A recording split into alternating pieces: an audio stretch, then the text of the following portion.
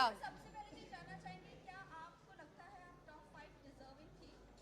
देखो बिल्कुल थी, सबका एक अलग अलग तरीका होता है गेम खेलने का। मैंने बहुत ही सेफ प्ले बोला, क्योंकि देखो जो इंसान वहाँ पे आपको पसंद नहीं है तो आपके पास ऑप्शन होता है कि आप उसे नॉमिनेट कर सकते हो। उस घर से नॉमिनेशन हर हफ्ते होती है और यहाँ पे तो हफ्ते में 2 बार होती थी। तो मेरे को नॉमिनेशन से मैं बचती थी, क्योंकि लोग मुझे नॉमिनेट इसलिए नहीं करते थे, क्या पता मैंने उनके दिल में जगह बनाई हो और घर में मैं अच्छा कर रही हूँ तभी लोग मुझे नॉमिनेट नहीं करते थे। और नॉमिनेट नहीं हुई तो इसलिए मैं आउट नहीं हुई, इसलिए मैं टॉप 5 में पहुंची। कृतिका, प्रेस कॉन्फ्रेंस के बाद आप बहुत लो हो गई थी, क्योंकि हमने देखा आप जिस तरीके से बाथरूम में रो रही थी, जी। और आप कहीं ना कहीं डीमोटिवेट आप भी हो गई थी और अरमान जी भी हो गए थे, क्योंकि उन्होंने कहा कि मैं नहीं चाहता कि मैं विनर बनूं और तू मुझे नॉमिनेट कर देना।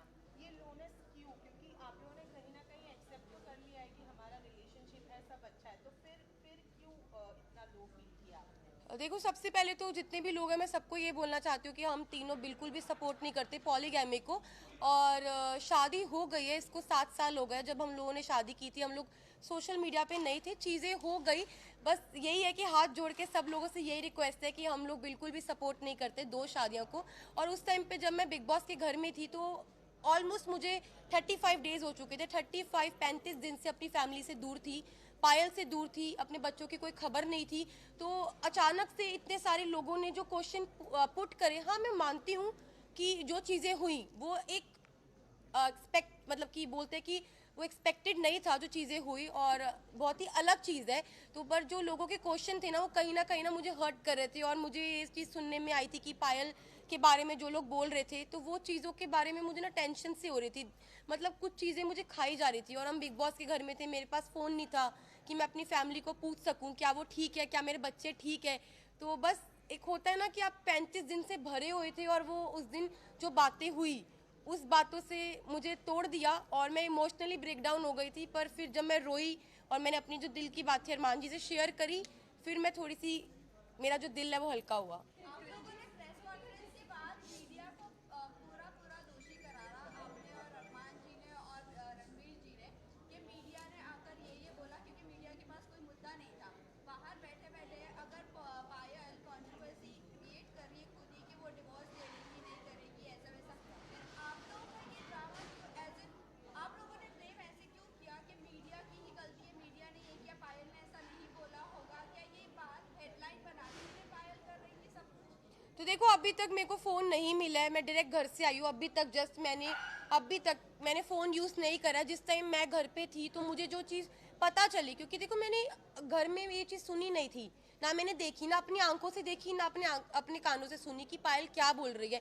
तो मेरे को एक कहीं ना कहीं अरमान जी को, रणबीर जी, सबको ये लग रहा था कि हो सकता है कि कोई कोई मेरे को फॉल्स स्टेटमेंट दी हो या कोई बात को घुमाया गया हो, क्योंकि जब तक इंसान अपनी आंखों से नहीं देखता, अपने कानों से नहीं सुनता, वो विश्वास नहीं कर सकता। लेकिन अरमान जी ने पूरे सीजन में एक दूसरे की सुनते हुए लोगों के ऊपर तहमतें भी लगाई और उन्होंने बराबर से जवाब भी दिया। वो आपको नहीं लगता है कि वो सही है? अगर लवकेश के बारे में कोई आकर बोल रहा है कि वो चेकआउट कर रहा है, तो वो बराबर से उनको ऐसा लग रहा है कि हाँ वो सच बोल रहा है। लेकिन जब हम आकर, कोई मीडिया आकर आपको बोल रही है, तो वो आपको गलत लग रहा है। वहीं मुनव्वर ने भी आके सेम बात बोली, डिवोर्स वाली बात, तब भी आपको नहीं यकीन हुआ? नहीं, मुझे यकीन नहीं हुआ, क्योंकि देखो ये जो बात है ना बहुत ज़्यादा, आप समझो मैं घर के अंदर हूँ, 40 दिन से घर में अंदर हूँ, अचानक से कोई ये बात बोलता है, पायल डाइवोर्स वाली बात जो बोल रही है, ये कितनी शॉकिंग बात थी कि इसकी वजह से मैं पूरे 2 दिन इतना ब्रेक डाउन रही हूँ, इतने इमोशनली, मतलब हर चीज़ से मैं जूझ रही थी उस घर के अंदर। तो मुझे कहीं ना कहीं लग रहा था कि मैं अपने दिल को ये चीज़ समझा रही थी कि क्या पता ये बात सच हो, क्या पता ना हो, क्योंकि मेरे को यही था मैं बाहर जाऊँ और मैं पायल से डायरेक्ट बात करूँ। जब मैं घर से बाहर निकली टॉप 5 में, जब मैं इस रेस से बाहर निकली, मैं बाहर निकलते ही स्टेज पे पायल थी और मैंने उससे पूछा तू ठीक है ना? उसने बोला हाँ मैं ठीक हूँ। बाकी बात की, अभी तक मैंने फोन्स अपने नहीं देखे, कुछ नहीं देखा। कृतिका, आप बात करें, कृतिका, गेम की अलग बात है। Please one by one please. Payal कह रही कि डिवोर्स नहीं लेने जा रही, इसका मतलब पायल ने बिना डिवोर्स लेके आप दोनों ने शादी की, तो इसका मतलब आपकी शादी तो नल एंड वॉइड हो गई है according to the Indian law, कि अरमान और जो आपकी शादी है वो असली रियल में शादी है ही नहीं है कानूनी हिसाब से। ऊपर आप क्या कहना चाहिए? देखो मैं सबको यही बात बोल रही हूँ, हम लोग पॉलीगैमी को सपोर्ट नहीं कर रहे, जो 2 शादियां हैं इसको बिल्कुल भी सपोर्ट नहीं कर रहे।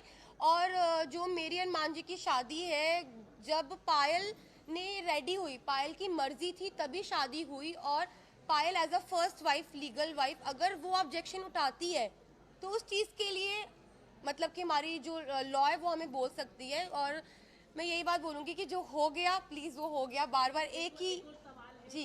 अरमान के ऊपर काफी गंभीर एलिगेशन है, 11 ईयर ओल्ड गर्ल का रेप अब्यूज है, उस पर आप क्या कहना चाहिए? मैं इस पर्सनल चीज़ के बारे में कुछ नहीं बोलना चाहती। I am not suppose to मालूम था इस I am not suppose to say any ने कराया तो I am not supposed, just a second, I am not supposed to say anything। और भाई मुझे अपनी न्यायपालिका पे पूरा भरोसा है, जो भी वो फैसला उन्होंने किया है वो बिल्कुल ठीक किया होगा। Thank you. Last question guys, please last question.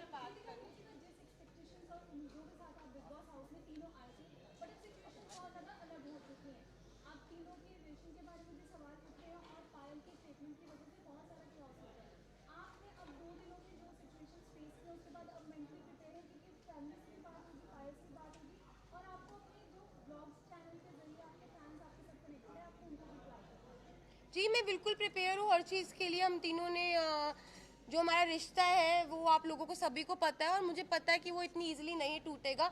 अब मैं बाहर आ गई हूँ, जो भी चीज़ें हैं, जैसी भी चीज़ें, सारी चीज़ें इकट्ठी बैठ के फेस करेंगे। Thank you.